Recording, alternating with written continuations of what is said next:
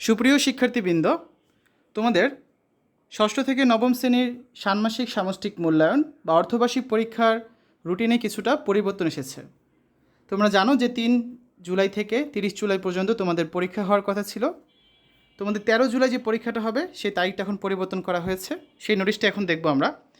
2024 শিক্ষাবর্ষে 13/7/2024 তারিখে অনুষ্ঠিতব্য ষান্মাসিক সামষ্টিক মূল্যায়নের সময়সূচি পরিবর্তন প্রসঙ্গে নোটিশ। 2024 শিক্ষাবর্ষে ষষ্ঠ থেকে নবম শ্রেণীর ষান্মাসিক সামষ্টিক মূল্যায়নের সময়সূচি ইতিমধ্যে প্রেরণ করা হয়েছে। বেসরকারি শিক্ষক নিবন্ধন ও প্রত্যয়ন কর্তৃপক্ষ NTRCA কর্তৃক সূত্রোক্ত পত্রের মাধ্যমে জানানো হয়েছে যে আগামী 13 জুলাই অষ্টাদশ শিক্ষক নিবন্ধন পরীক্ষা 2023-এর লিখিত পরীক্ষা অনুষ্ঠিত হবে।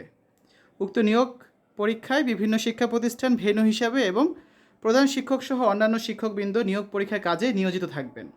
NTRCA ওই দিনে অনুষ্ঠিতব্য বিভিন্ন শ্রেণীর ষান্মাসিক সামষ্টিক মূল্যায়ন কার্যক্রমের সময়সূচি পরিবর্তনের অনুরোধ করেছেন।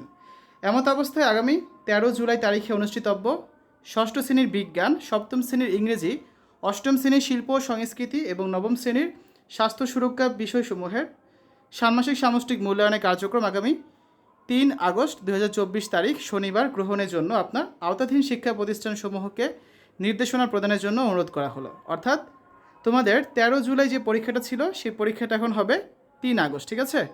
ষষ্ঠ শ্রেণীর বিজ্ঞান, সপ্তম শ্রেণীর ইংরেজি, অষ্টম শ্রেণীর শিল্প ও সংস্কৃতি আর নবম শ্রেণীর স্বাস্থ্য সুরক্ষা। শুধুমাত্র এই একটা পরীক্ষার রুটিন পরিবর্তন হয়েছে, সেটা তোমাদের জানিয়ে দিলাম। তো এই ছিল ভিডিওটা। আশা করি তোমাদের কাছে ভিডিওটা ভালো লেগেছে। আল্লাহ হাফেজ।